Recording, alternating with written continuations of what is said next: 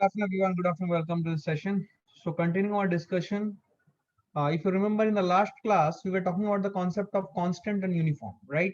ये एक कॉन्सेप्ट है जो एक अच्छा कॉन्सेप्ट है जो कि आपको क्लैरिटी होनी चाहिए कि कांस्टेंट मतलब क्या होता है और यूनिफॉर्म मतलब क्या होता है। तो अगर आपको याद होगा, मैंने आपको लास्ट क्लास में ये पॉइंट लिखवा दिया था कि व्हेन वी से constant, it means it is constant with time. मतलब अलग अलग टाइम पे किसी भी एक जगह की जो भी फिजिकल क्वांटिटी की वैल्यू है वो समय के साथ नहीं चेंज हो रही है, अलग अलग समय में। ठीक है, कोई भी फिजिकल क्वांटिटी जो चेंज नहीं हो रही है अलग अलग टाइम पे, अभी देखा, फिर 2 घंटे बाद देखा, 4 घंटे बाद देखा, 10 घंटे बाद देखा, वो चेंज नहीं हो रही है, then we will say that that physical quantity is constant. Uniform होता है सेम एवरीवेयर, हर जगह सेम होना। मैंने ये हिंदी में लिखवाया था, ये क्लियरली बाहर आएगा, रिफ्लेक्ट होकर आपके आंखों के सामने आएगा and you will be able to understand the concept well. तो जब मैं कांस्टेंट बोलूं तो कोई भी फिजिकल क्वांटिटी की value over the period of time constant रहेगी। लेकिन जब मैं यूनिफॉर्म बोलूं, यूनिफॉर्म मतलब होता है सेम एवरीवेयर। ये दो टर्म्स जनरली सिनोनिमसली यूज होते हैं, बट इनके अंडरस्टैंडिंग और मीनिंग में डिफरेंस है। तो फिजिक्स में इनका डिफरेंस क्या है, मैंने आपको ये लास्ट एक्सप्लेन किया था। So let's move ahead from that. अच्छा, मैंने यूनिफॉर्म एंड कांस्टेंट बताने के बाद क्या मैंने आपको नॉन यूनिफॉर्म क्या होता है और वेरिएबल क्या होता है ये भी लिखवा दिया था? नॉन यूनिफॉर्म क्या होता है और वेरिएबल क्या होता है, क्या ये भी लिखवा दिया था? ठीक है, नहीं लिखवाया था, चलो लिख लेते। चलो कोई बात नहीं, चलो चलो लिख लेते। सो सम इंपॉर्टेंट डेफिनेशन बोल के मैं लिखूंगा इसको, continued from where we left in the last class. तो मैं आपको यूनिफॉर्म और कांस्टेंट सिखा चुका था। वेरिएबल जो होता है, व्हेन आई से variable, any physical quantity is variable. Variable means any physical quantity which changes with time, any physical quantity which changes, लिखे, which changes with time is called a variable quantity. ठीक है, दूसरा आता है non uniform. Non uniform मतलब होता है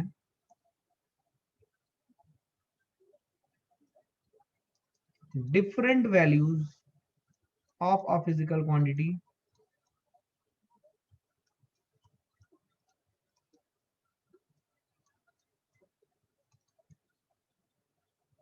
at different places,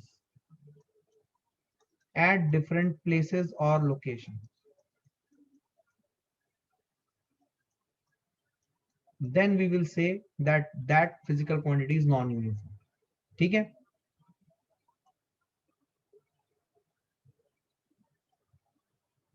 okay okay, clear है ये? Did understand this? ठीक है, तो वेरिएबल, वेरिएबल अगर मैं बोलता हूँ कोई फिजिकल क्वांटिटी वेरिएबल है, तो वेरिएबल मतलब होता है कि कोई वो फिजिकल क्वांटिटी जो समय के साथ बदल रही है, उसमें हम लोग बोलेंगे variable physical quantity. Non uniform किसे बोलेंगे? नॉन, कोई फिजिकल क्वांटिटी नॉन यूनिफॉर्म कब है? जब उसकी वैल्यू डिफरेंट हो डिफरेंट प्लेसेस में, डिफरेंट प्लेसेस में different, then we will call that that particular physical quantity is non uniform. ठीक है ना?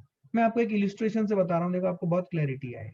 सुनो, देखो, मान लो मैं एक पाइपलाइन बनाता हूं आपके लिए, पाइपलाइन।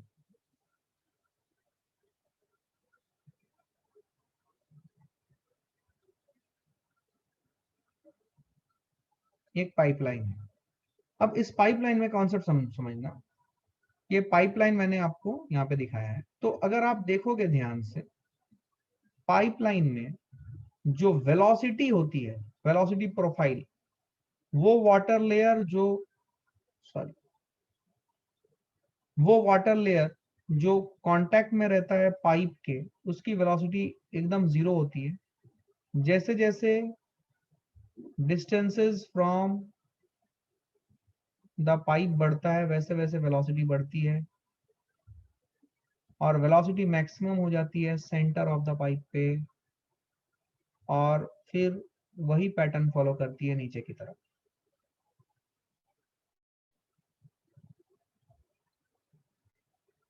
तो ये बेसिकली एक कैरेक्टरिस्टिक वेलोसिटी प्रोफाइल है पाइपलाइन के अंदर। वेलोसिटी प्रोफाइल मतलब ऐसे नाम सुन के डरो मत, इस टाइप के वेलोसिटीज होती है डिफरेंट डिफरेंट लेयर में, ऐसे मैंने दिखाया है, ठीक है ना। ठीक है, ये वेलोसिटी प्रोफाइल है डिफरेंट डिफरेंट लेयर्स में। तो अगर आप देखोगे तो सपोज आप यहां से मूव करना स्टार्ट किए, कहां से, यहां से टॉप लेवल से नीचे की तरफ मूव कर रहे हैं, तो आपको दिखेगा कि अलग अलग हाइट पे जो वेलोसिटी है वो अलग अलग है। तो ये जो वेलोसिटी मिल रही है अलग अलग लेयर पे पार्टिकल्स की, ये वेलोसिटी आपके हिसाब से क्या है? अगर मैं नीचे मूव कर रहा हूं, क्या आपको समझ में आ रहा है कि ये जो वेलोसिटी है मैं इसको बोलूंगा नॉन यूनिफॉर्म, क्योंकि अलग अलग जगह पे वेलोसिटी अलग अलग है। क्या क्लैरिटी है ये? तो वेलोसिटी नॉन यूनिफॉर्म। क्लियर है? क्लियर है। अच्छा अब सुनो, मान लो मैं t इक्वल टू 0 पे यहां पे मेजर किया इस पर्टिकुलर डेप्थ की वेलोसिटी, ये पर्टिकुलर डेप्थ की वेलोसिटी मैं t इक्वल टू 0 पे मेजर किया, फिर मैंने मेजर किया t इक्वल टू t पे, फिर मैंने मेजर किया t इक्वल टू 2t पे, फिर मैंने मेजर किया t इक्वल टू 3t पे। हर टाइम पे मुझे इसकी मैग्नीट्यूड और डायरेक्शन इतनी ही नजर आ रही है। तो मैं क्या बोलूंगा कि over this entire duration of time the velocity is constant at this particular depth h1 from the top of the pipeline. तो क्या आप ये समझ पा रहे हो कि यहां पे वेलोसिटी को ही, velocity of water in the pipeline को ही मैं जब मैं नीचे मूव किया from the top of the pipeline to the bottom of the pipeline, तो मेरी वेलोसिटी बदल रही है। तो मैंने इसे बोला नॉन यूनिफॉर्म वेलोसिटी। लेकिन अलग अलग टाइम पे किसी भी एक पर्टिकुलर लेयर की वेलोसिटी अगर मैं चेक कर रहा हूं, तो वो जो है वही है अलग टाइम पे।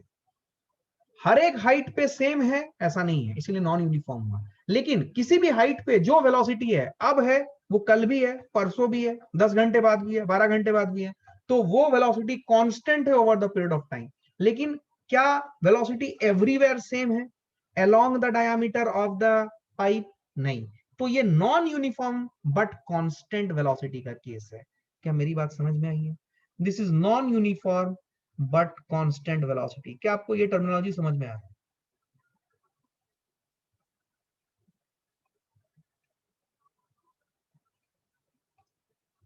नॉन यूनिफॉर्म क्यों हुआ समझ में आया?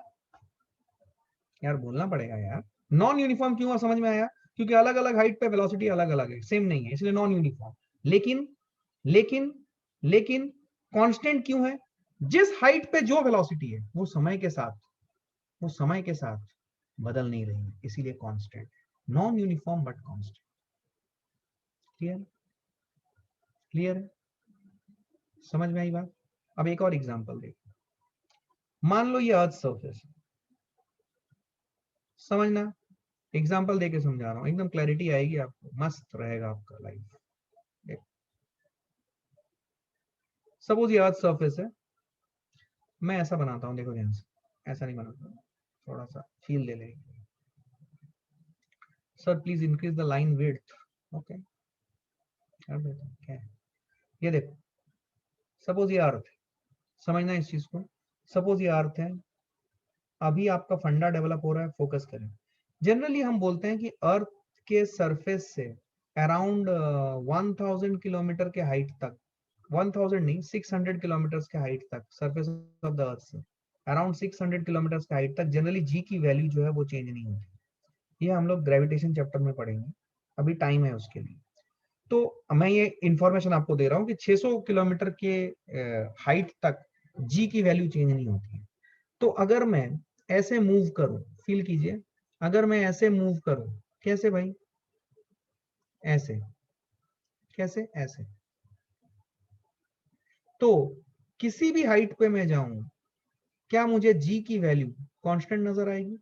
यहां पे चेक करूं जी की वैल्यू वही 9.8, यहां देखूं 9.8, यहां देखूं 9.8, हर जगह पे जी की वैल्यू 9.8 या अप्रोक्सीमेटली 10 मीटर पर सेकंड स्क्वायर ही नजर आएगी। तो मैं क्या बोलूंगा? Over a distance of 600 kilometre from the earth surface, g is, क्या बोलूंगा? Uniform. Because everywhere it is same, g is uniform. क्या क्लैरिटी है ये? गुड। अब अगर मैं जी की वैल्यू आज मेजर करूं, आज से 10 साल बाद मेजर करूं, 10 मिनट बाद मेजर करूं, 50 मिनट बाद मेजर करूं, जी की वैल्यू अगर जिस जगह पे जितनी है उतनी ही रह रही है, तो मैं बोलूंगा जी कांस्टेंट भी है। तो जनरली 600 किलोमीटर के दायरे में from the surface of the earth, g is uniform and constant. ऐसा तो नहीं है कि अभी जी मेजर किया 9.8 आया, थोड़ी देर के बाद 10 हो गया, फिर 15 हो गया, ऐसा तो होता है क्या? नहीं, ऐसा नहीं होता। So this is what. So these are some examples which will tell you कि how to use the terms variable, constant, how to use the term uniform, non-uniform। तो uniform के साथ variable हो सकता है, uniform के साथ constant हो सकता है, नॉन यूनिफॉर्म के साथ वेरिएबल हो सकता है, नॉन यूनिफॉर्म के साथ कांस्टेंट हो सकता है। तो ये टर्म जब भी देखो तो कॉन्सेप्ट एकदम क्लियर होना चाहिए कि क्या इसका मतलब है। I hope you got it right. ठीक है। कांस्टेंट क्वांटिटी मतलब क्या होता है? एनी क्वांटिटी, जैसे एक सवाल आया था एक बच्चे का, कांस्टेंट क्वांटिटी का मतलब क्या होता है? लिख लें definition. Constant quantities are those quantities where the physical quantity or the value of the physical quantity does not change with time. Uniform means the value of physical quantity is same everywhere. हर जगह same होना uniform, हर समय same होना constant. Hindi में लिखा था हर जगह same होना uniform, हर समय सेम होना कांस्टेंट। क्लियर है ये? कोई भी फिजिकल क्वांटिटी हर जगह सेम है, उसको क्या बोलेंगे? यूनिफॉर्म। कोई भी फिजिकल क्वांटिटी हर समय सेम है, क्या बोलेंगे? कांस्टेंट। कोई भी फिजिकल क्वांटिटी अलग अलग जगह पे अलग अलग वैल्यू है, अलग अलग जगहों पे, मतलब जगह के साथ बदल रही है, नॉन यूनिफॉर्म। कोई भी फिजिकल क्वांटिटी अलग अलग समय पे अलग अलग वैल्यू एक्वायर कर रही है, तो वेरिएबल। क्लियर है ये? क्लियर है? पक्का? बढ़ जाऊं आगे? गुड। चलो अब बढ़ते हैं आगे। कॉन्सेप्ट देखो, अब हम बात करेंगे स्पीड की। इससे पहले हमने वेलोसिटी की बात की थी, अब हम बात करेंगे स्पीड की। देखो अभी जो टर्म्स आ रहे हैं ना, ये पूरे कॉन्सेप्चुअल है। हाँ? हड़बड़ी ना करें, मैं बता रहा हूँ, आपकी कॉन्सेप्चुअल क्लैरिटी और आपकी प्रॉब्लम सॉल्विंग एबिलिटी सबसे बेस्ट होगी। लेकिन हड़बड़ा के अभी सवाल पे मत जाना, मैं जब सवाल करने के लिए बोलूं तभी करना, क्योंकि अभी बिल्डअप हो रहा है, अभी सवाल करने योग्य आप नहीं हुए हो। जिस दिन सवाल करना योग्य हो जाएगा, सारा बेसिक कॉन्सेप्ट आपके पास होगा, मैं खुद बोलूंगा अब उठाओ और सॉल्व करना शुरू करो। ठीक है ना? अभी सिर्फ और सिर्फ फोकस करें बेसिक डेफिनेशन, अंडरस्टैंडिंग कॉन्सेप्ट्स के ऊपर। कुछ ज्यादा इधर उधर क्वेश्चन सॉल्व करने की जरूरत नहीं है। जब बोलूं तब करना, तब जी जान लगा देना, और वही तरीका होता है। That is what I will be guiding you. ठीक है ना? Okay, just a moment, there is one question, let's me read it. Constant is a physical quantity which is same with time, it can be different process. Okay सुनो, मैंने एक point लिखा था, last point, मैं इसको complete कर देता हूं। जिसको भी कंप्लीट करना है उसे कंप्लीट करें। What I have written that constant when we say a physical quantity is constant, what is the meaning of it? Constant, when I say a physical quantity is constant, I mean that its value will not change with time. So that is the meaning of constant physical quantity. But a physical quantity can acquire different values at different places. But whatever value the physical quantity has acquired at different locations or places, it is maintaining those values there. Then we will say that my physical quantity is non-uniform if it is changing with places, but constant because it is not changing with time. Generally ये दोनों term साथ साथ आते हैं। क्या clear है ये? Generally clear है ये? ठीक, चलो आगे बढ़ो। स्पीड, स्पीड स्पीड को हम डिफाइन कैसे करेंगे? It is the distance travelled, quickly लिखना, थोड़ा fast, distance travelled per unit time, ये है बेसिक डेफिनेशन ऑफ स्पीड। ठीक है, थोड़ा फास्ट लिखो, खड़ाखड़। अच्छा, स्पीड क्या क्वांटिटी है? It is a scalar quantity, it is a scalar quantity. अच्छा, इसकी यूनिट क्या होगी? इसकी यूनिट होती है मीटर पर सेकेंड। क्या ड्यू वेस्ट ड्यू नॉर्थ होगा? यही डिफरेंस है, मीटर पर सेकेंड स्पीड की यूनिट होती है। अगर वेलोसिटी की यूनिट होती तो क्या होती? Metre per second due some direction, due north east west कुछ ऐसा। ये due north is what differentiates a velocity from speed. समझें? ठीक है ना? क्लियरिटी है? अच्छा, स्पीड भी दो फॉर्म में हम डिफाइन करते हैं, इंस्टेंटेनियस फॉर्म समझिएगा, ये पॉइंट मैं एक्सप्लेन कर चुका हूं। और एवरेज फॉर्म, यहां पे मैं आपसे एक क्वेश्चन पूछना चाहता हूं। याद करें, मैंने जब आपको ये बताया था तो मैंने बताया था कि अगर कोई फिजिकल क्वांटिटी दोनों फॉर्म में एग्जिस्ट करती है तो एवरेज लिखने के लिए इधर मैं उस फिजिकल क्वांटिटी के नीचे ए भी लिख दूंगा या फिर उससे ट्रायंगुलर ब्रैकेट के अंदर रखूंगा। लेकिन अगर मुझे इंस्टेंटेनियस रिप्रेजेंट करना है तो मैं क्या लिखूंगा, सिर्फ वो फिजिकल क्वांटिटी, सिर्फ वो फिजिकल क्वांटिटी। क्या मैंने ये बात बताई थी? क्या आपने ये पॉइंट लिखा था? सिर्फ अल्फाबेट, बिल्कुल सही। क्या क्लियर है ये? और कुछ नहीं, समझे आप? Good good good good. तो स्पीड इंस्टेंटेनियस फॉर्म और एवरेज फॉर्म दोनों में डिफाइन होती है। आइए इंस्टेंटेनियस स्पीड की बात करें। तो अगर हम इंस्टेंटेनियस स्पीड की बात करें, थोड़ा फास्ट लिखो प्लीज। अगर हम इंस्टेंटेनियस स्पीड की बात करें, ठीक है, चलो चलो कोई बात नहीं, अभी अभी अभी एकदम फोकस्ड रहो। इंस्टेंटेनियस स्पीड की बात करें, व्हाट इज इंस्टेंटेनियस स्पीड, इसका डेफिनेशन क्या है, मैथमेटिकल डेफिनेशन इंस्टेंटेनियस स्पीड का। देखो मैं v लिख रहा हूं, ध्यान से देखो। अगर मैं v लिखूं और v के ऊपर एरो डालूं तो ये रिप्रेजेंट करेगा वेलोसिटी। अगर मैं सिर्फ v लिख रहा हूं तो ये रिप्रेजेंट करेगा स्पीड। और ये कौन सी स्पीड है? Because speed instantaneous and average दोनों डिफाइंड है, तो क्या ये स्पीड इंस्टेंटेनियस स्पीड है? समझ में आया बात? v के ऊपर एरो डाल दिया तो वेलोसिटी है, अगर एरो हटा दिया तो स्पीड है, और सिर्फ एरो हटाने के बाद स्पीड बना तो वो कौन सा स्पीड है? इंस्टेंटेनियस, बिकॉज एवरेज और इंस्टेंटेनियस दोनों डिफाइन है। अच्छा, मतलब अगर मैं ऐसा लिखूं तो ये क्या है? ये है एवरेज वेलोसिटी। अगर मैं ऐसा लिखूं तो ये क्या है? ये है एवरेज स्पीड। ठीक है, अगर मैं सिर्फ v वेक्टर लिख रहा हूं velocity, this is instantaneous velocity. और अगर मैं v लिख रहा हूं, this is instantaneous speed. I hope you are understanding this. Clear है? ठीक है। ये सब देखो, ये सब क्या होता है ना, ये सब समझ में नहीं आता ना, तो फिर जब आप कोई न्यूमेरिकल देखोगे, मैंने उसका सॉल्यूशन दे दिया है, तो आप जब देखोगे तो आपको समझ में नहीं आएगा बेटा लिखा क्या है ना। तो ये सब पहले तो ये सब चीजों से समझोगे, ठीक है ना। इंस्टेंटेनियस स्पीड का मतलब है v, जो इसका फॉर्मूला आएगा ये आएगा d by d t of distance travelled.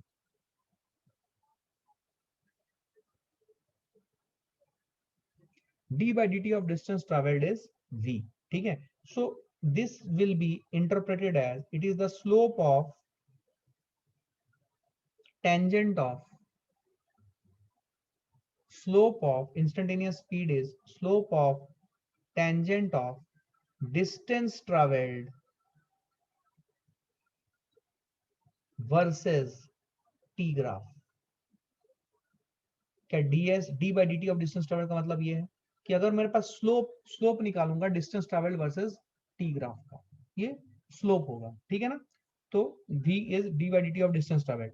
अब देखो v एक स्केलर क्वांटिटी है, याद करो लास्ट क्लास में मैंने एक बात बताई थी। हर एक पॉइंट, देखो मैं फिर से बता रहा हूं, अभी के जो 3-4 लेक्चर्स होंगे, ये लेक्चर्स का हर एक पॉइंट जैसा मैंने बोला है अपने दिमाग में, अपने मन मंदिर में वैसे उतारो, without a single comma dot, कुछ भी मिसप्लेस नहीं होना चाहिए। विथ प्रॉपर जैसा मैंने बोला है वैसे इसको इंटरप्रेट करो, बार बार पढ़ो, फॉर्मूला याद रखो, सारा डेफिनेशन याद रखो, रट लो, ठीक है। याद करो, मैंने आपको एक बात बताई थी, मैंने आपको यह बताई थी कि जब हम वेक्टर लेंगे ना, तो वेक्टर का ग्राफ हम डायरेक्टली नहीं प्लॉट कर सकते। बताया था मैंने आपको, बताया था कि नहीं? याद होगा ये, मैंने आपको बोला था कि वेक्टर का ग्राफ हम डायरेक्टली प्लॉट नहीं कर सकते। तो अगर मुझे वेलोसिटी वेक्टर v वेक्टर बनाना है, v वेक्टर का ग्राफ मुझे चाहिए, तो मुझे xt graph, yt graph, zt graph अगर 3D में है, और अगर 2D में है तो xt और yt ग्राफ प्लॉट करना पड़ेगा। xt is displacement along x axis and yt graph is the displacement along y axis versus t graph. और फिर xt ग्राफ का dx by dt निकालना पड़ेगा, yt ग्राफ का dy by dt निकालना पड़ेगा। समझ में आ रहा है? And that will give me what, that will give me dx by dt जो होगा वो मुझे वेलोसिटी देगा। तो कभी भी किसी वेक्टर क्वांटिटी का ग्राफ हम डायरेक्टली नहीं खींच सकते, बट ये तो स्केलर क्वांटिटी है, स्केलर क्वांटिटी का ग्राफ डायरेक्टली खींच सकते हैं क्या? बिल्कुल, स्केलर क्वांटिटी का ग्राफ आप डायरेक्टली खींच सकते हो।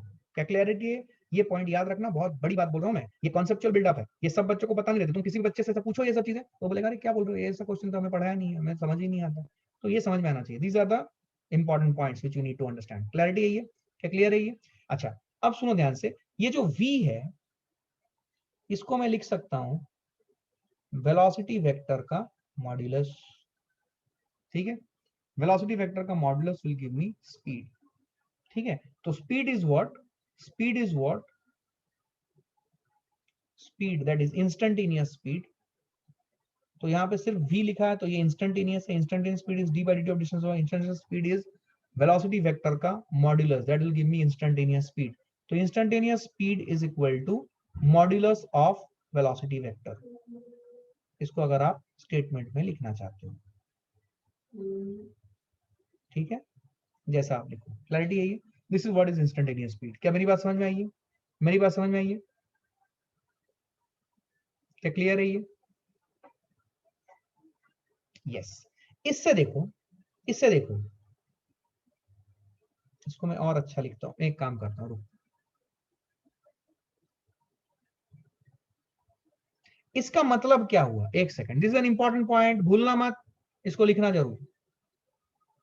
इस पॉइंट का क्या मतलब हुआ, v is equal to v vector का मॉड्यूलस, बिल्कुल सही। So I am getting a very good response from a student, sir instantaneous speed is the magnitude of instantaneous velocity.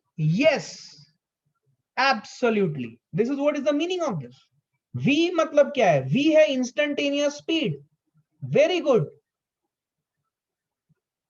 instantaneous speed is equal to magnitude of v vector का modulus.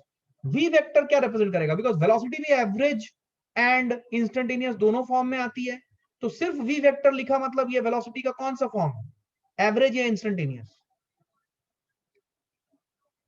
अरे डरो मत यार, easy है, पहली बार पढ़ रहे हो, अब ये सब तो 9th में नहीं पढ़ाएंगे ना, तो अभी समझना पड़ेगा, अभी तुम 11th में आ चुके हो। इंस्टेंटेनियस, तो क्या मैं इंस्टेंटेनियस स्पीड को बोल सकता हूँ, instantaneous speed is equal to magnitude of instantaneous velocity. इसको डालो बॉक्स के अंदर, ये याद होना चाहिए। यस सर, समझ में आई बात, क्या क्लियर है ये? गुड, नोट कर लो इसे, आगे बढ़ता हूँ fast quickly. I hope everybody written it down. ठीक है, नेक्स्ट पेज में जा रहा हूँ, थोड़ा फास्ट जा रहा हूँ, क्लियर है ये ना, सबने लिख लिया था? अभी हम बात करेंगे एवरेज स्पीड की। एवरेज स्पीड, सबसे पहले तो ये समझो एवरेज स्पीड का रिप्रेजेंटेशन कैसा होगा। एवरेज स्पीड को हम रिप्रेजेंट करेंगे, v को ट्रायंगुलर ब्रैकेट के अंदर रखेंगे, this is what is average speed. तो एवरेज स्पीड जो है, एवरेज स्पीड का जो फॉर्मूला है, this is equal to distance travelled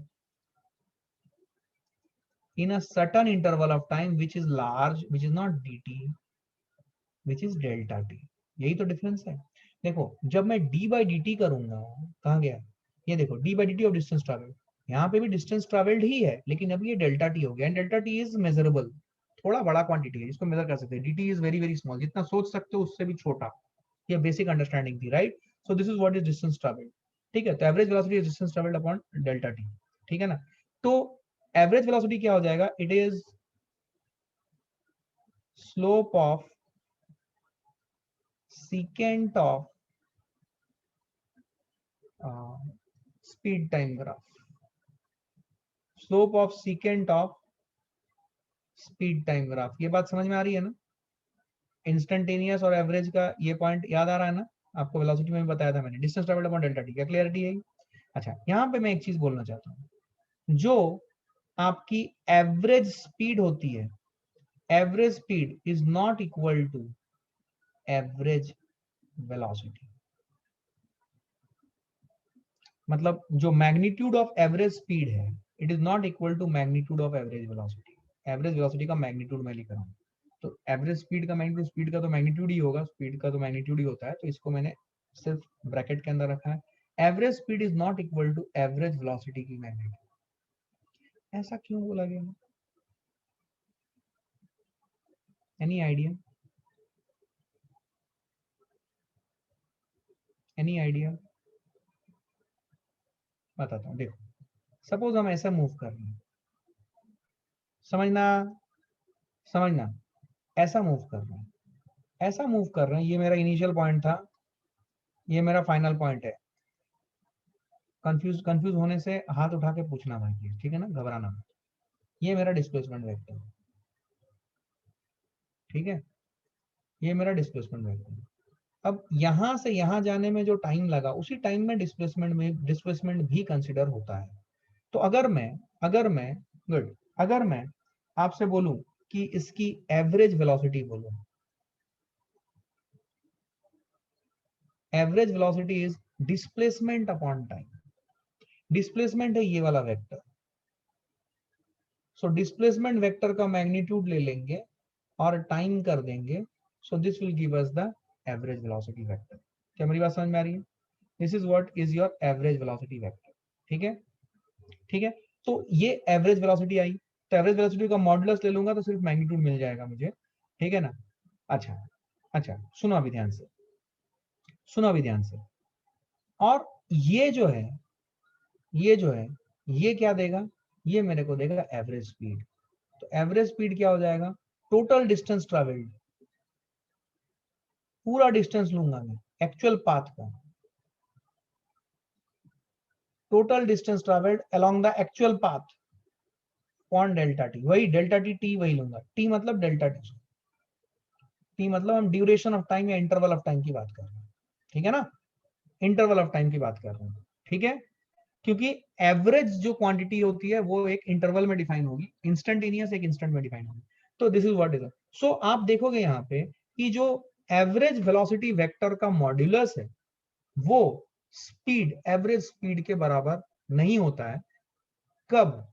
जब हम स्ट्रेट लाइन में ना चले।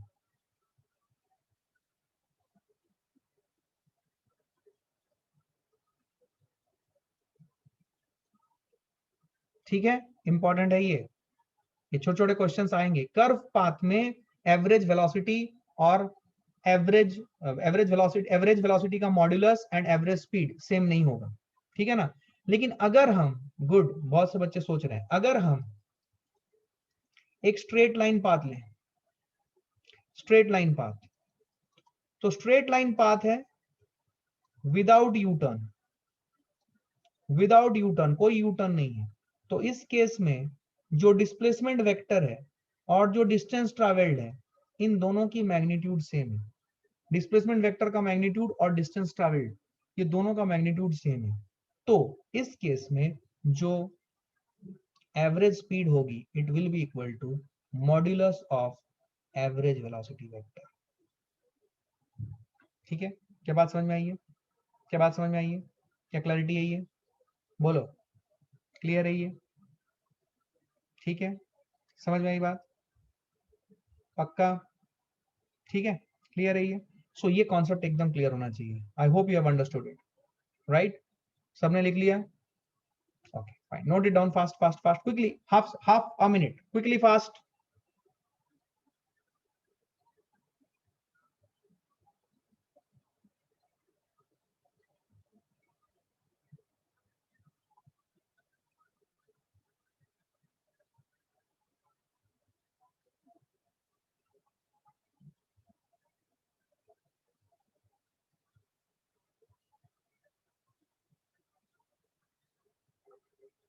Okay. Now we are ready for the next important quantity, which is called as acceleration. लिखो।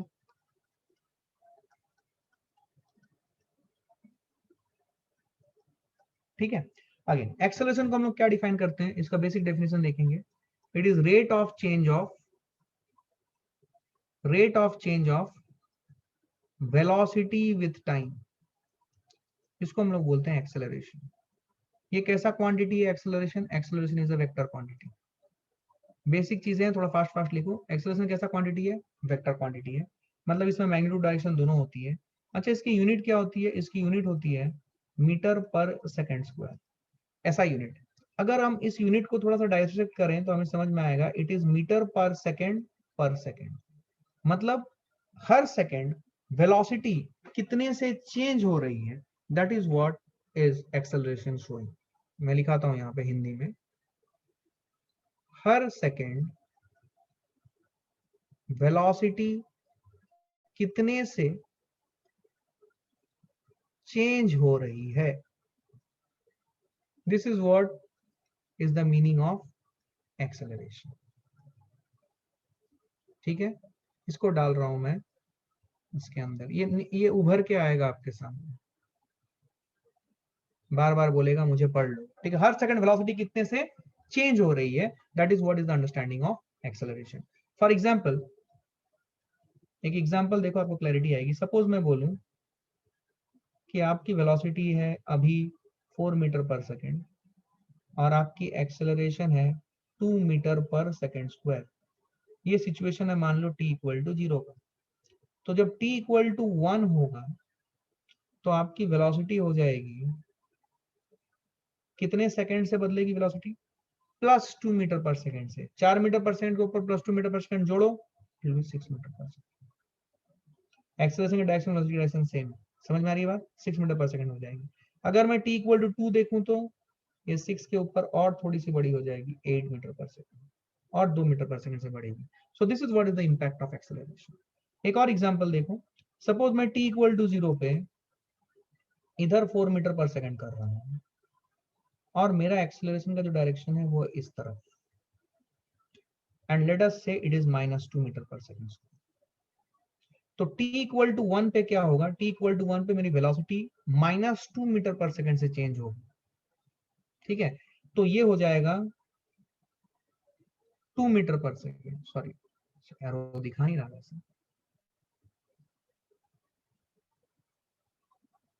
t इक्वल टू 2 सेकंड पे ये हो जाएगा 0। समझ में आ रही है बात, 0 मीटर पर सेकंड हो जाएगी। सो this is what is the meaning of acceleration. Her second velocity कितने रफ्तार से बदल रही है, समझ में आ रही है। ये है एक्सेलरेशन का मतलब, ठीक है। मैंने इस बॉक्स के अंदर, रेड बॉक्स के अंदर क्या लिखा है, किसी कोई पूछ रहा था, हर सेकंड वेलोसिटी कितने से चेंज हो रही है। कितने से मतलब किस अमाउंट से, कितने से चेंज हो रही है, that is what is acceleration all about, ठीक है। समझ में आई बात। अब ये तो बेसिक बात थी, ये आपको आता है। इंपॉर्टेंट बात क्या है, यहां से शुरू होगी। देखो एक्सेलरेशन जो है, एक्सेलरेशन को भी हम दो फॉर्म में लिख सकते हैं। एक्सेलरेशन को भी हम दो फॉर्म में रिप्रेजेंट करते हैं, ठीक है ना।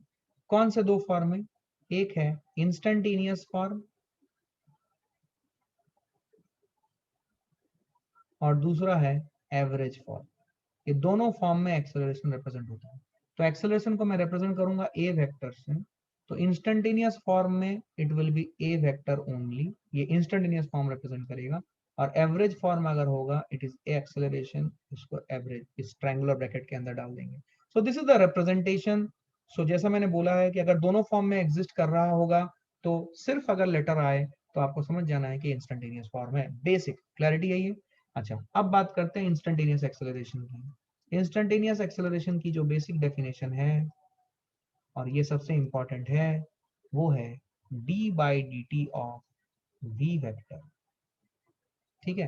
तो instantaneous acceleration is rate of change of velocity, d/dt of v vector. This is equal to, इसको हम लोग समझ सकते हैं geometrically as slope of tangent of vt curve और ग्राफ।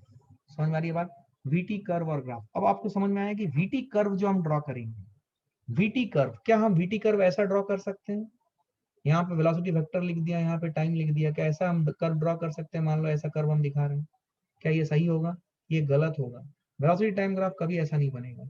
हमें डिस्प्लेसमेंट टाइम ग्राफ बनानी पड़ेगी, xt की सेपरेटली, yt की सेपरेटली, और यहाँ पे कैसा कैसा मोशन हो रहा है मुझे नहीं पता, वो हमें पता चलेगा। तो हम अभी इस xt ग्राफ में स्लोप निकालेंगे dx/dt, that will contribute to the velocity along x axis. इसका स्लोप निकालेंगे dy/dt, that will contribute to the velocity along y axis, and this is how we will proceed. क्या बात समझ में आ रही है, कॉन्सेप्ट एकदम क्लियर होना चाहिए, ठीक है ना। एक बहुत इंपॉर्टेंट पॉइंट है, याद रखना। So dv vector by dt is slope of the tangent of vt curve. This is known as instantaneous acceleration. तो जो इंस्टेंटेनियस एक्सेलरेशन है, अब देखो ध्यान से, इसको लिखने का एक और तरीका आता है। बिकॉज एज v वेक्टर को हमने पढ़ा था, it is instantaneous velocity, this is equal to dr vector by dt, और it is equal to ds vector by dt। v vector, ये कौन सा वेक्टर है? ये एवरेज है या इंस्टेंटेनियस है? ये जो v वेक्टर मैंने लिखा ये क्या है भाई? इंस्टेंटेनियस। तो instantaneous acceleration is rate of change of instantaneous velocity. एक अच्छा बच्चा बोलेगा सर क्या हम ऐसा नहीं लिख सकते?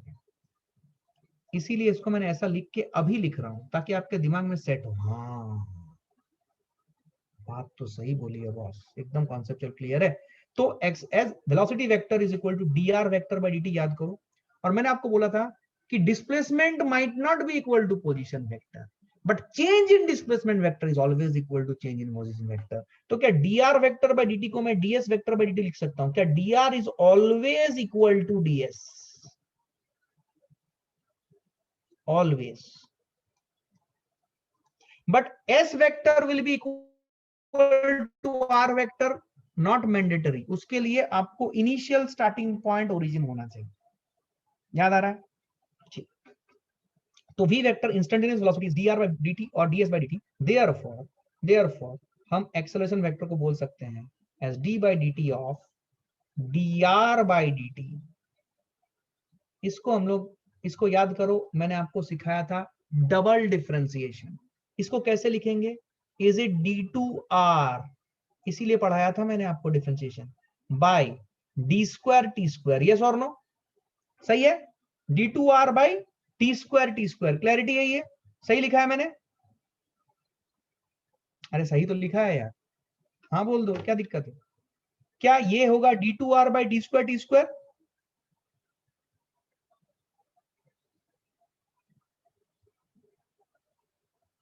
Correct. No is the correct answer. इसको ऐसे नहीं लिखते, ये गलत है। ये लिखा जाता है d2r vector upon dt square. क्या बताया था मैंने? ये this is the way, this is the way in which it is written. Yes, क्या क्लियर है ये सबको? Everybody is understanding? Everybody is with me? Clear है? बहुत बढ़िया। अब देखो दूसरा मैं इसको लिखूंगा d by d t of dr by d T की जगह पे ds बाई डी टी भी लिख सकता हूं। So this can be written as d2s by d t square. तो ये तरीका है, ये दूसरा फॉर्मूला आ गया। इधर d by d t of v vector बोलो, या d2r vector by d t square बोलो, या d2s vector by d t square बोलो। I hope you are getting it, right? जो तीसरा तरीका है एकदम तेज तर रहा, देखो आपको समझ में आएगा। ये जो dv बाई dt था, मैं इसको क्या कर रहा हूं सुनो, ऐसा हम काम पहले कर चुके हैं। मैं इसको dx लिखूंगा और यहां पे dx कर दूंगा। तो क्या ये हो जाएगा? याद है मैंने बताया था ऐसे dx से डिवाइड कर dx, तो ये dx dx कट जाएगा एक्चुअलिटी में, तो वही dv बाई dt ही आएगा। लेकिन इसको लिखने से फायदा ये हो जाएगा कि dx बाई dt जो होता है वो होता है velocity vector and dv by dx vector.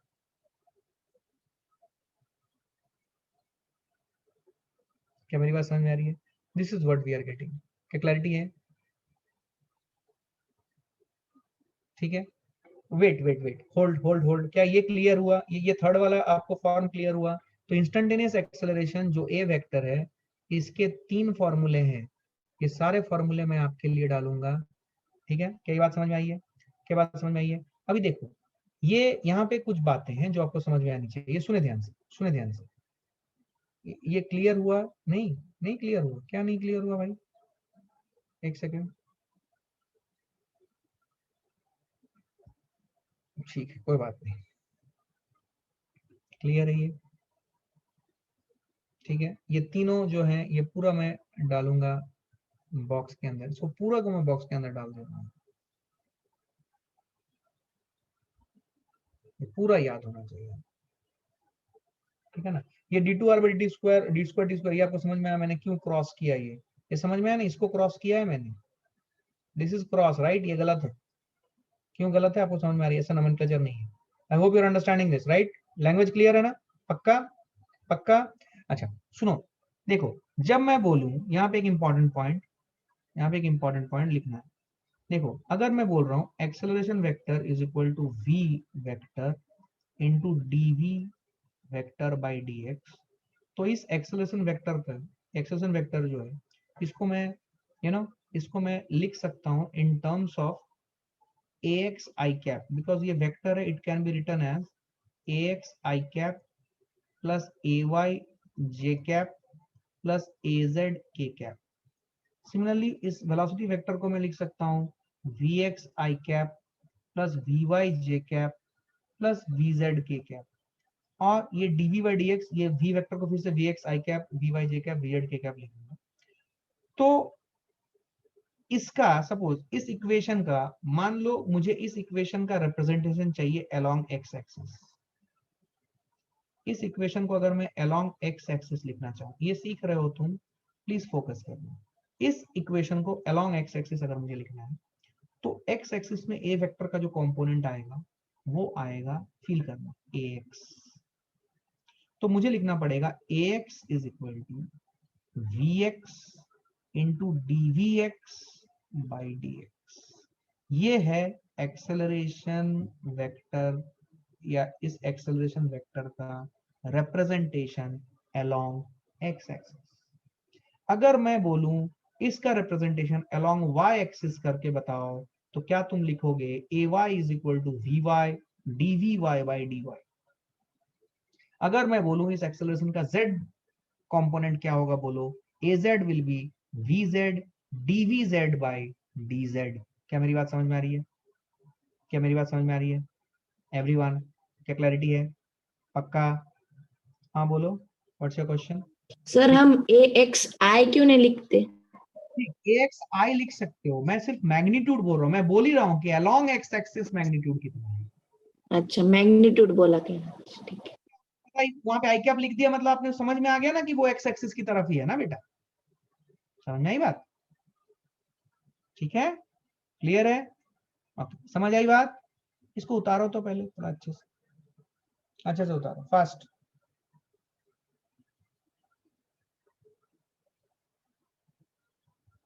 Okay, हो गया। अब देखो इंस्टेंटेनियस एक्सेलरेशन के बारे में हमने पढ़ाई कर ली, क्या है ये, ठीक है ना। अब हम बात करेंगे थोड़ी सी एवरेज एक्सेलरेशन के बारे में। आइए, तो एवरेज एक्सेलरेशन जो होता है, एवरेज एक्सेलरेशन को रिप्रेजेंट करेंगे ए वेक्टर ट्रायंगुलर ब्रैकेट के अंदर। तो एवरेज एक्सेलरेशन का जो फॉर्मूला आता है वो आएगा change in velocity vector upon delta T. ठीक है, तो change in velocity vector upon delta T, तो इसका मतलब होगा स्लोप ऑफ, इसका ज्योमेट्रिकल मीनिंग होगा slope of secant of velocity T graph और कर्व। वेलोसिटी टी ग्राफ और कर्व, ठीक है, समझ में आ रही है बात? क्या क्लियर है ये? ठीक है, क्या ये बात समझ में आई है? Slope of secant of VT graph और कर्व। अभी slope of secant of VT graph और कर्व, क्या वीटी ग्राफ आप डायरेक्टली बना सकते हो? Velocity vector, instantaneous velocity vector और टाइम का ग्राफ, क्या आप डायरेक्टली बना सकते हो? नहीं, आपको XT graph, YT graph, ZT graph बनाना पड़ेगा, सब में स्लोप ऑफ द सीकेंट निकालना पड़ेगा and accordingly you have to move over it. क्या क्लैरिटी है ये? समझ में आ रही है बात?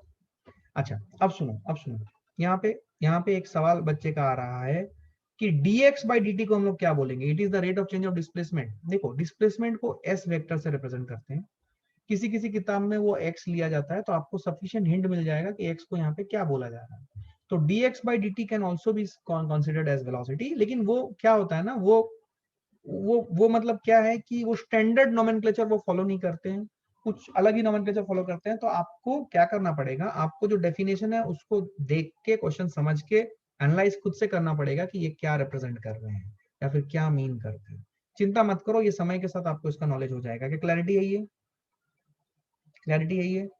अच्छा, इंस्टेंटेनियस एक्सेलरेशन कैसा क्वांटिटी है? इंस्टेंटेनियस एक्सेलरेशन भी वेक्टर क्वांटिटी है। एवरेज एक्सेलरेशन कैसा क्वांटिटी है? एवरेज एक्सेलरेशन भी एक वेक्टर क्वांटिटी है। कैसे पता चला एवरेज एक्सेलरेशन एक वेक्टर क्वांटिटी है? सुनो, एवरेज एक्सेलरेशन आया है delta v vector by delta T से। डेल्टा वी जब हम लिखते हैं, समझो, डेल्टा वी, डेल्टा जब भी आता है किसी भी फिजिकल क्वांटिटी के आगे, दैट रिप्रेजेंट्स वेलोसिटी का फाइनल वैल्यू माइनस वेलोसिटी का इनिशियल वैल्यू। तो ये वेलोसिटीज के दो वैल्यूज का डिफरेंस है। और ये वेलोसिटीज के दो इंस्टेंटेनियस वैल्यूज का डिफरेंस है, एक इनिशियल इंस्टेंट पे, एक फाइनल इंस्टेंट पे। और इनिशियल इंस्टेंट और फाइनल इंस्टेंट के बीच का जो ड्यूरेशन है वो यहां पे डेल्टा टी में रखा गया है। तो अगर ये इनिशियल इंस्टेंट का वेलोसिटी vi है और ये फाइनल इंस्टेंट की वेलोसिटी vf है, तो हमें ये समझना पड़ेगा कि ये जो vf है ये इंस्टेंटेनियस वेलोसिटी है एट फाइनल टाइम, और ये जो vi है ये इंस्टेंटेनियस वेलोसिटी है एट इनिशियल टाइम। अब इंस्टेंटेनियस वेलोसिटी कैसी क्वांटिटी है? वो तो वेक्टर है। तो अगर इंस्टेंटेनियस वेलोसिटी वेक्टर है तो दो वेक्टर का सब्ट्रैक्शन वेक्टर ही होगा। तो डेल्टा वी वेक्टर और delta v vector is also a vector.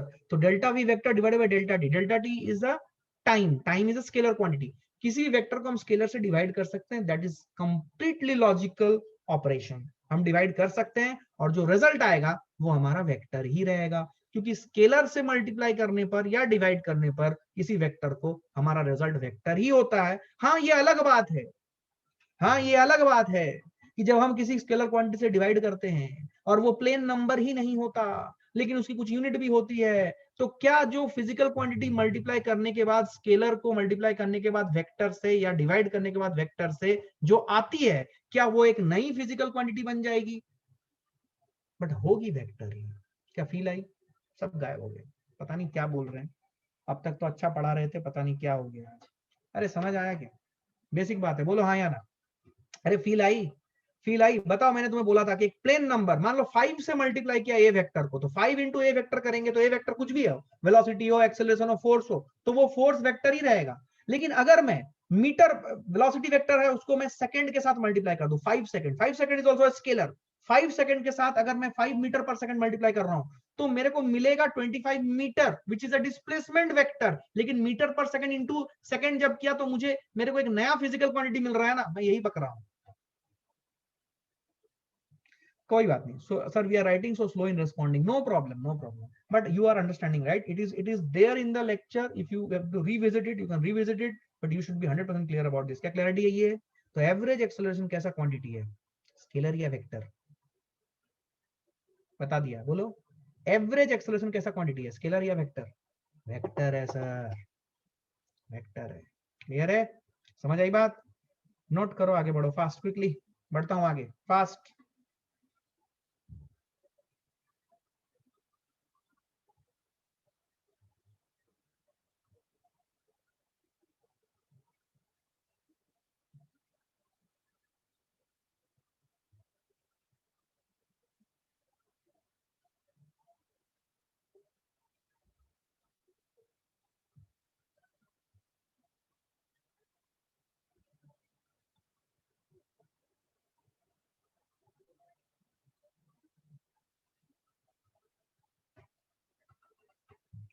Okay आइए चलिए।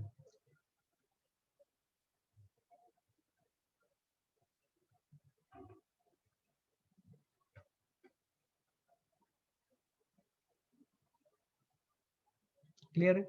आइए अभी आप देखिए, अभी मैं एक और नया फिजिकल क्वांटिटी आपको बता रहा हूं जिसका नाम है रिटार्डेशन।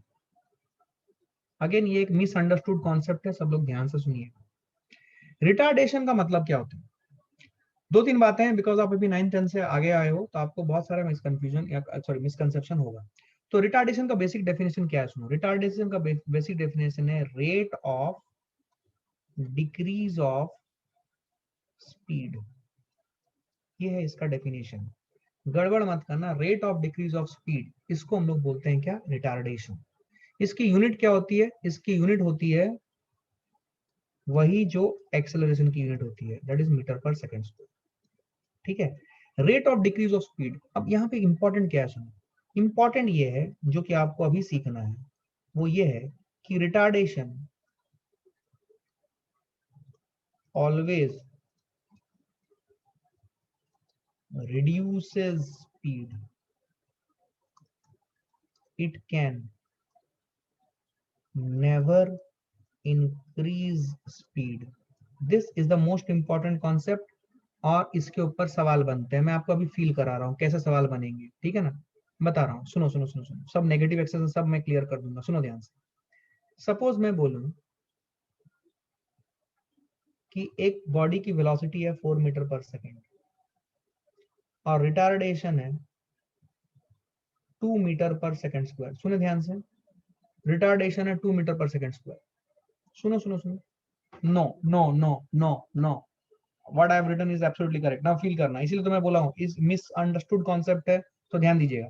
4 मीटर पर सेकंड सपोज मेरी वेलोसिटी है और रिटार्डेशन है 2 मीटर पर सेकंड स्क्वायर। ये सिचुएशन है t इक्वल टू 0 पे। t इक्वल टू 1 पे क्या होगा? t इक्वल टू 1 पे इसकी वेलोसिटी हो जाएगी 2 मीटर पर सेकंड। t इक्वल टू 2 पे इसकी वेलोसिटी हो जाएगी 0। t इक्वल टू 3 पे इसकी वेलोसिटी हो जाएगी उल्टे डायरेक्शन में 2 मीटर पर सेकंड। अब सुनना मेरी बात ध्यान से, मैं जो बोल रहा हूं तुम्हें फील करना। 0 से लेके, यही कॉन्सेप्ट है, 0 से लेके 2 तक जो फेनोमेनन हो रहा है हम बोलेंगे यहां रिटार्डेशन हो रहा है। 2 से लेके 3 तक जो फेनोमेनन हुआ यहां पे, ये रिटार्डेशन नहीं है, क्योंकि बेसिक अंडरस्टैंडिंग है retardation always decreases speed, it is always reduces speed और decreases speed, is the rate of decrease of speed, it can never increase speed.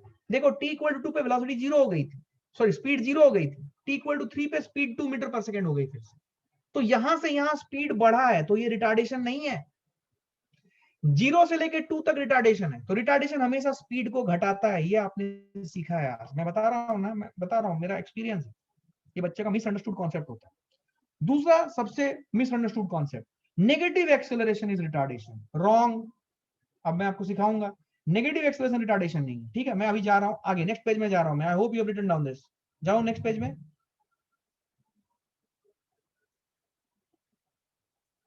Retardation का फॉर्मूला जो है, अगर आप फॉर्मूला वाइज देखना चाहो तो रिटार्डेशन का फॉर्मूला है minus d by d t of speed.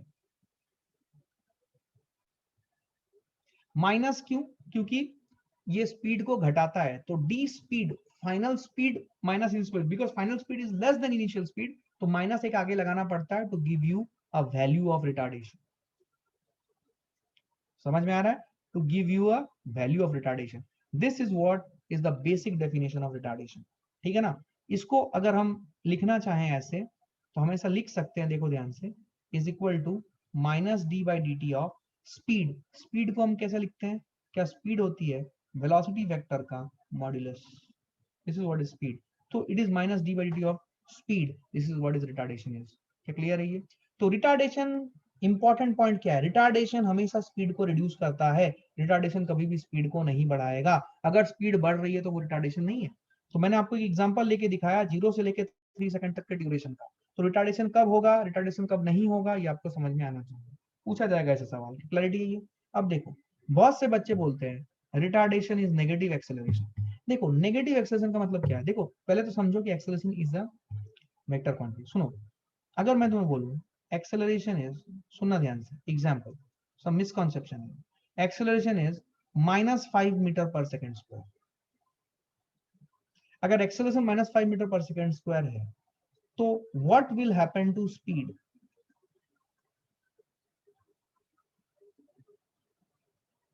Question समझना, what will happen to speed? Decreases, increases?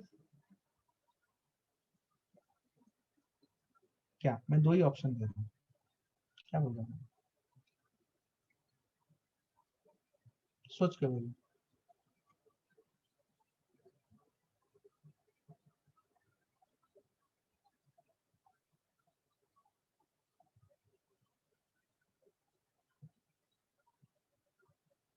Correct. So only one guy have managed to give a very good answer to this. सुनो, acceleration की value -5 metre per second square होना मतलब ये negative acceleration है, ये गलत है। सब कुछ डिपेंड करेगा कि वेलोसिटी इनिशियली किधर है। सुनो, अगर मैं एक्सेलरेशन लेता हूं -5 मीटर पर सेकेंड स्क्वायर का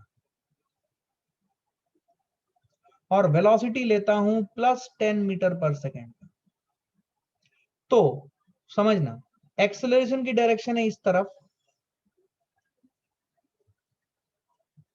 मैं आगे के पूरे पढ़ाई में एक्सेलरेशंस को हाफ एरो से रिप्रेजेंट करूंगा और वेलोसिटी को फुल एरो से रिप्रेजेंट करूंगा। वेलोसिटी है 10 मीटर पर सेकेंड और एक्सेलरेशन है -5 मीटर पर सेकेंड स्क्वायर।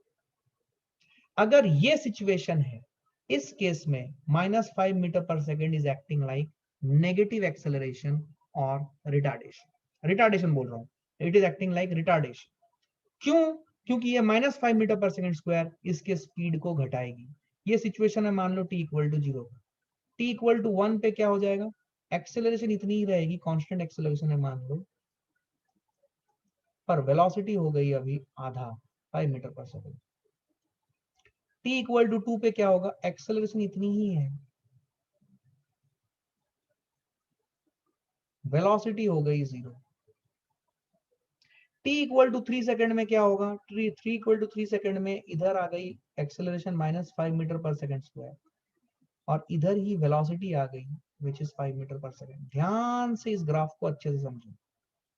तो अगर आपको क्लैरिटी है, आपको देखो आपको चीज एक समझ में आएगी कि t से लेके t इक्वल टू 0 से लेके t इक्वल टू 2 तक ये एक्सेलरेशन और ये वेलोसिटी के लिए ये रिटार्डेशन है, लेकिन 2 से 3 तक ये एक्सेलरेशन है।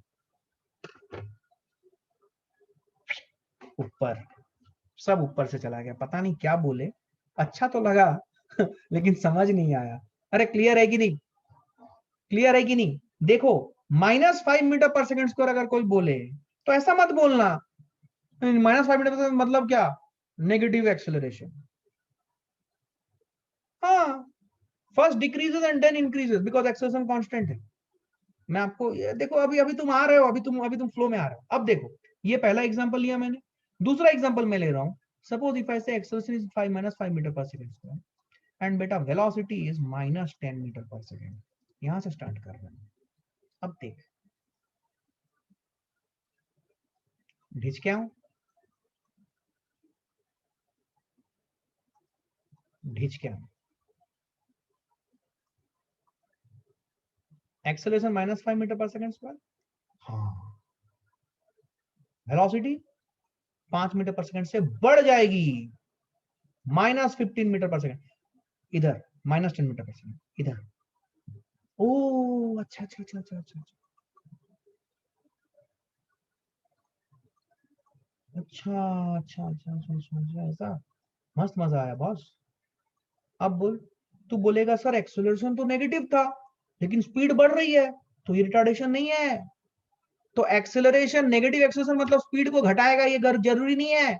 Everything depends upon direction of initial velocity, but this is not retardation. Yes it is not retardation.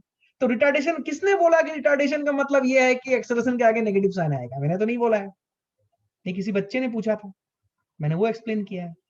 समझ में आई बात? मैंने ऐसा नहीं बोला है कि नेगेटिव एक्सेलरेशन के आगे नेगेटिव साइन रहेगी तो स्पीड रिड्यूस होगी, मैंने ऐसा नहीं बोला है। मैंने रिटार्डेशन की बेसिक डेफिनेशन दी थी आपको कि rate of decrease of speed. क्या समझ आई है बात? क्या क्लियर है? 100% क्लैरिटी है? क्या समझ आई है बात? मैं थोड़ा स्लो जा रहा हूं। Learned in 10th standard, fine, good. If you have learned it, good. Apply and concretize your concepts. If you haven't learned, so now learn. Now is the opportunity that you should learn.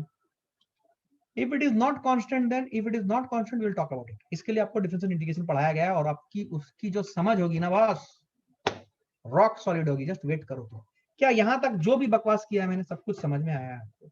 Average velocity कैसा quantity है, instantaneous velocity कैसा quantity है, speed को कैसे define कर सकते हैं, क्या नहीं कर सकते हैं, पूरा थियरी पॉइंट्स है, बट वेरी वेरी इंपॉर्टेंट। इनको बिल्कुल हल्के में मत लेना। हल्के में लिए तो इसके रिलेटेड कॉन्सेप्ट्स में गड़बड़ा जाओगे। और ये चैप्टर आपका अगेन फाउंडेशन है। बहुत समय दो, अच्छे से पढ़ो, दोबारा पढ़ो, तिबारा पढ़ो, सारे फॉर्मूला फिंगर टिप्स होने चाहिए। ठीक है? So will stop here today. Thank you very much. Thanks a lot.